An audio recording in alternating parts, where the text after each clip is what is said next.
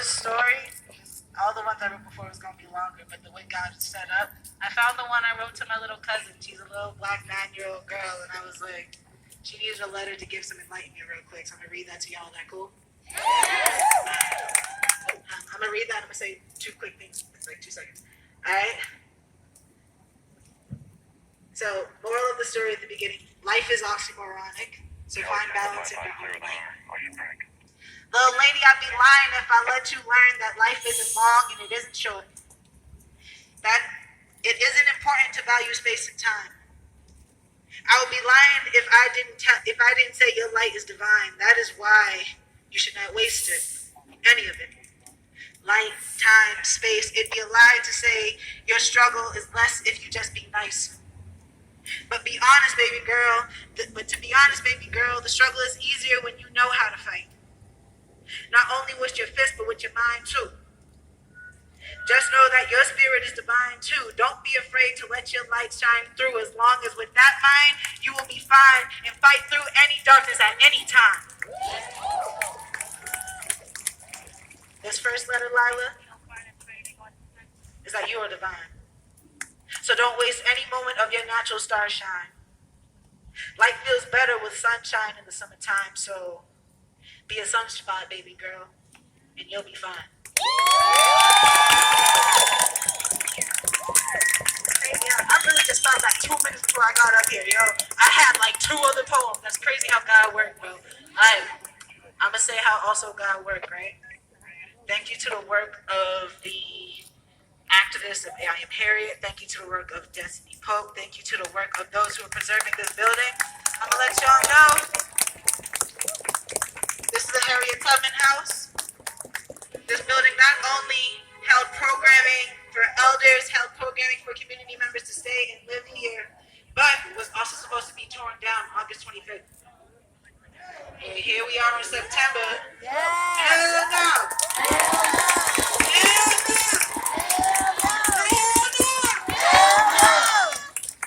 Hell no. I'm going to say this right here, right now. The preservation of the property isn't what's important. The preservation of the people who dwell it is what's important. The preservation of their homes, preservation of their sanity, the preservation of their being, the preservation of black women, black trans women, black femmes, the preservation of that, the preservation of life. So, understanding is that if we work together in this college town, we're the only city in America that can achieve global change every graduation. Don't be the ancestors you say you're not. Don't look us in the face and be at these marches and say that you're with black femmes. And then when voting situation comes around, all of a sudden 92% of the vote shows what we weren't expecting. We are the global change. This is a march, but y'all are the movement, all right?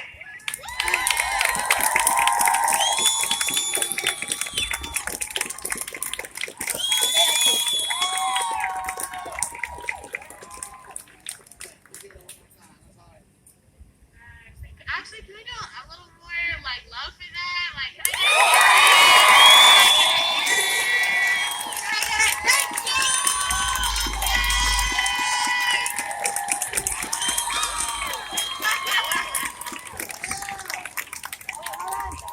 one last time, can I get a yes so they know we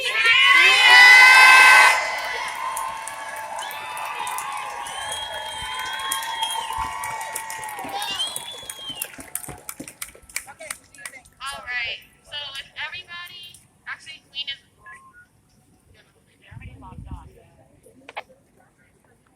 Mic check. Mic check. So sorry. Okay. I'm just asking for folks to quickly move out of the way. For our next speakers and folks to ground us here today. And yes, please, again, let's show some love for Fari one more time. Abundance of love.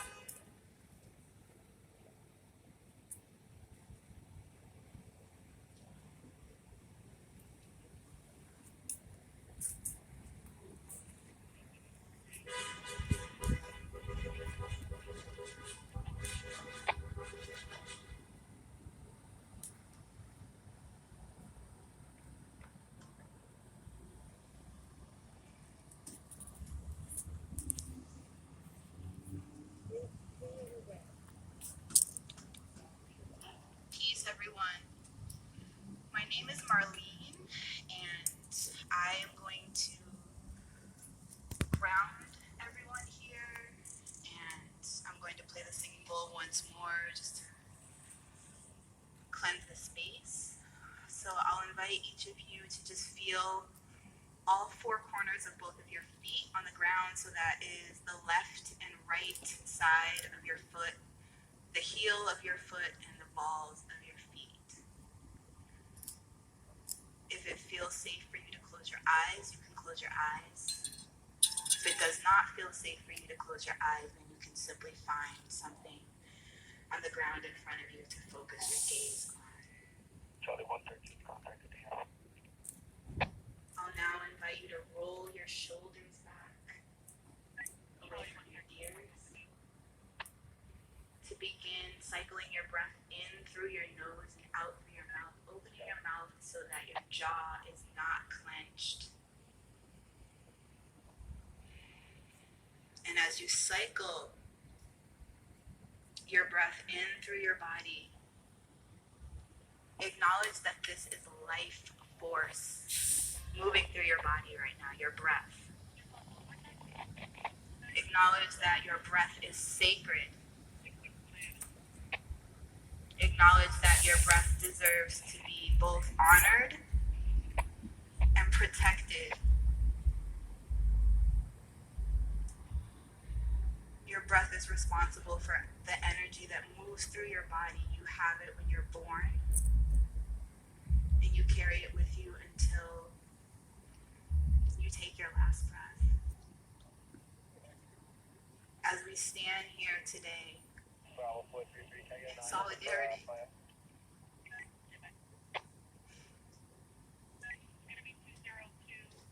honoring the life of a young person whose life force was not considered sacred. As you move your breath through your body with both people who look like you and do not look like you, be reminded of the connection that you have to your life force, to the folks who are here with you in solidarity, and be reminded that your breath deserves to be protected, that it is sacred, that your body is sacred, that you are more than the spaces that you dwell in, that the spaces that you dwell in do not mean more than your body means. They do not mean more than your life force means. I'll invite you to bring one hand to your belly, one hand to your heart space, to again feel your feet connected to the earth beneath you, to feel the wind moving past us as we stand on this street in honor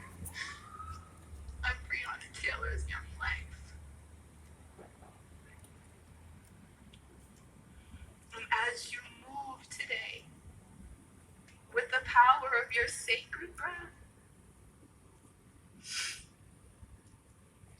Do not forget that you deserve to be protected, that you deserve to be seen. I'll invite you to inhale through your nose, exhale from your mouth, and together we'll take 2 more collective breaths. Inhaling, exhaling,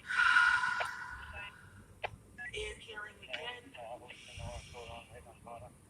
exhaling. I'll invite you, if you'd like, to draw your hands together at your heart center.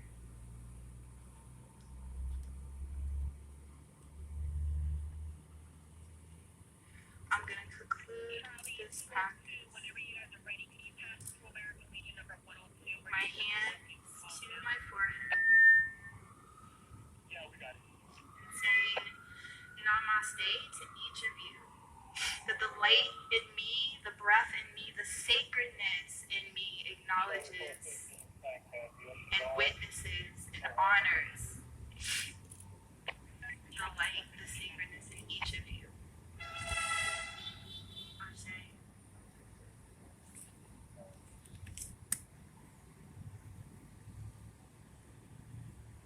Thank you.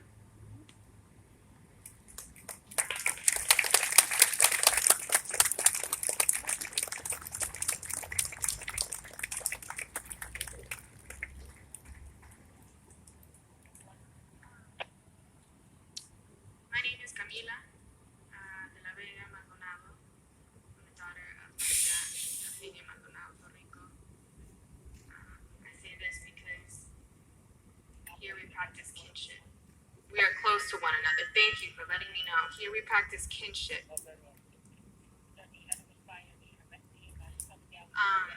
And my proximity to you and how I see you is also how I see my mother, is also how I see my nieces, is also how I see myself. And so it's important, especially non-Black folks, when you see a Black person, know that that is your kin. They are sacred. I didn't bring my phone. Okay, I'm gonna do this off the top of my dome. I wanted to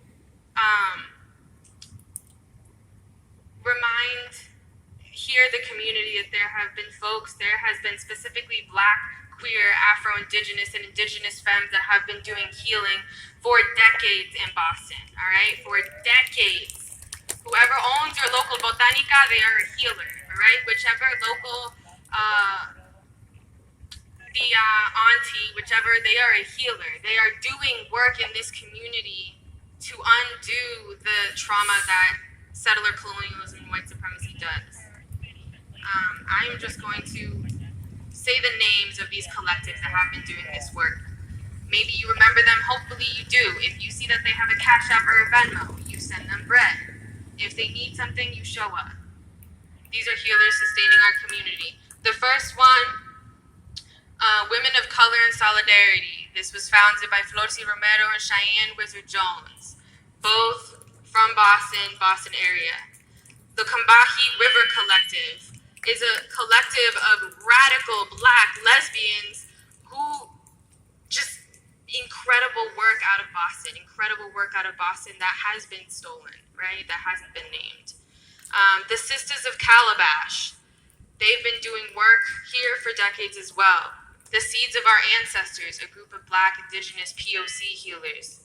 And it's important to mention here Radical Black Girl and Ayana, who have been doing so much work to preserve the Harriet Tubman House. All right? This is a space for Black queer femininity. And with that, so we have an altar over here to your, some people's left, some people's right. Besides the fact that Brianna was a victim of white supremacy, she was a daughter.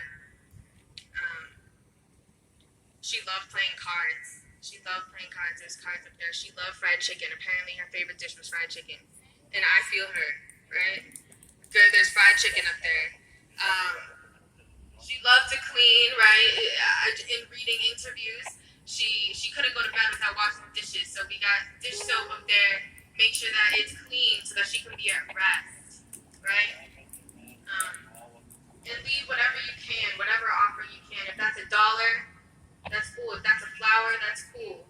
Whatever you can leave for her so that she may be at rest, her spirit may be at rest, please do that. Thank you. My name is Camila. Please listen to all these folks for the rest of the evening.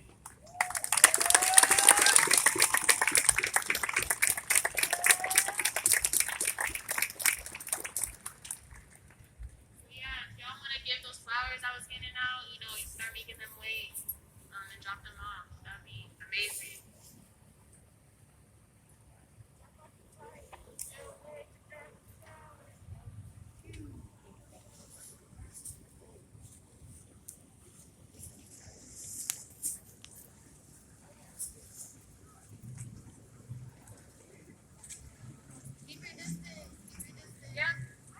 Also remember to social distance, please. We can also lay these as we're walking and as we depart from this space as well. So if you do feel uncomfortable going up there at this time, also remember we can do that as we're leaving. And please remember to social distance over there. We do have one more speaker before we continue over to Copley. And one of super amazing folks that I know and have had the pleasure of working with and being very close with, who is an amazing Black radical woman organizer, does the shit, and has been doing it for a minute. So I want y'all to give some love and all the abundance as we continue to ground in this space. Please give your love to Nelly.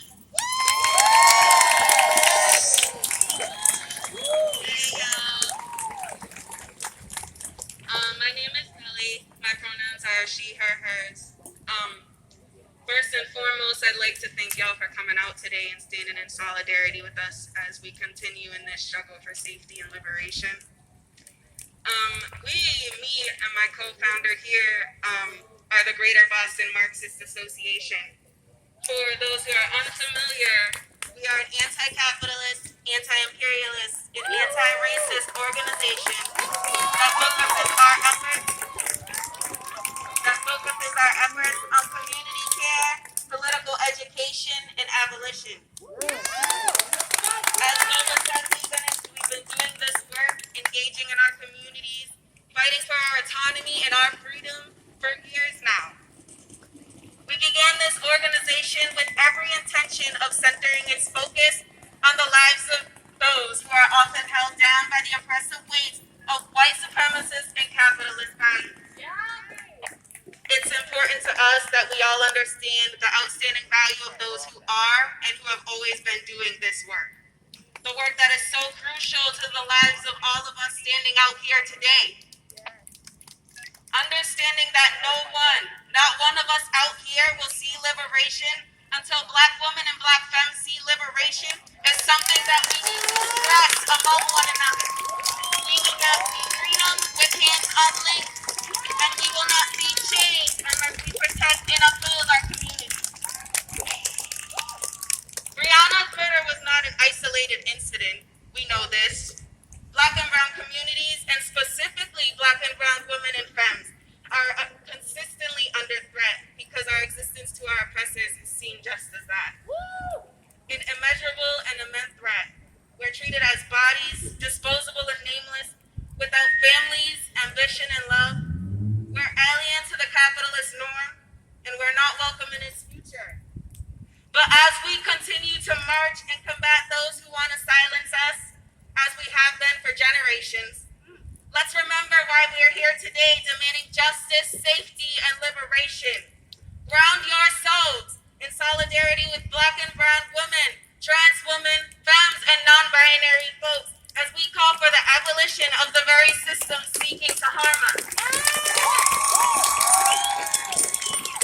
In order to seek and achieve justice for Breonna Taylor and all those who have had their lives cut short by the sharp hand of white supremacy, it is imperative that our common ambition is the abolition of the prison industrial complex and all of its agents. This is how we unlink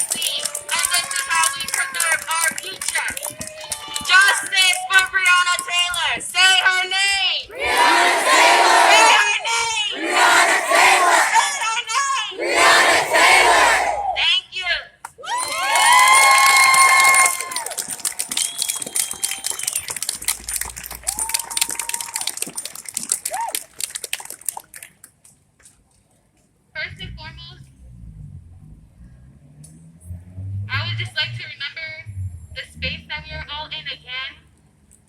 Please take, well, this is my left. Please take a look to your left and remember, we cannot let this happen again. Never let this happen again. And I understand that this system doesn't love us. They want to take people like me away. And so we must love each other. And I think at this point, if you are their neighbor, please look at them in the eye if you can. Y'all can look at each other in the eye, find a neighbor. Oh, find a neighbor. I was just thinking the same of you. I haven't heard that in a long time. And repeat after me. Love. I'm gonna get a little bit louder for the ancestors. Love. And we must love each other. With all our heart. And all our strength. We're gonna say this 2 more times. Love. And we must love each other. With all our heart. And all our strength. Promise me to say this with your chest because it's a promise. We cannot lose this fight. Love. And we must love each other. With all our heart. And all our strength. Thank you. Thank you.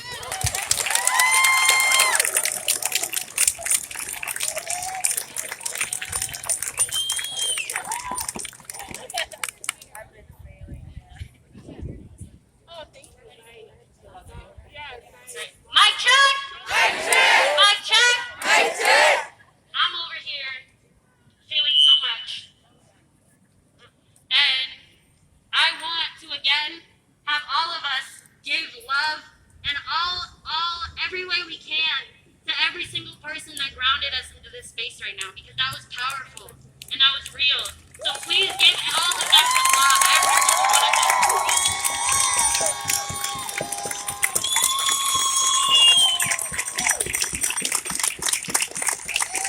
So, as we continue, we are now going, folks who are in front of the truck, I'm going to need you to now move to the sides. We are going to set up a similar formation again with the truck leading us, the banners in the front, and then the lines of people with the string, and then we will keep continuing that pattern, okay? And when we go to our next stop, which is going to be on Boylston and Dartmouth, we are going to be doing a very similar kind of formation. So I need folks to be patient again and to be very, very intentional with their space, because as we get closer to downtown, the higher risk we get, right? And so now we are really, really putting this into practice, that we are keeping everybody here safe. So let's agree to that right now, as we've agreed to everything and we've grounded in this space. Let's